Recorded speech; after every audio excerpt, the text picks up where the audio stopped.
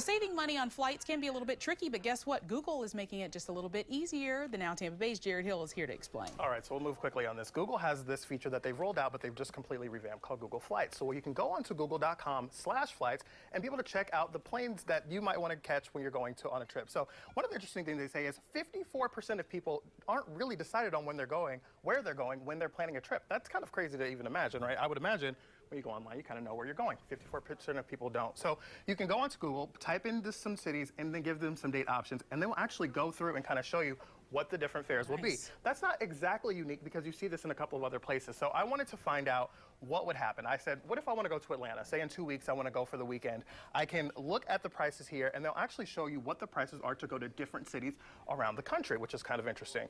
But I did find that the prices weren't necessarily cheaper here, but it was easier to find them. So they kind of show you throughout the day. I don't know if you can see this, Preston, but like it shows 3, 6, 9, 12, all throughout the day, the different flights that are available, which is pretty helpful because you can then kind of plan your day as far as I want to go in the morning, I want to go in the afternoon. So that was pretty interesting.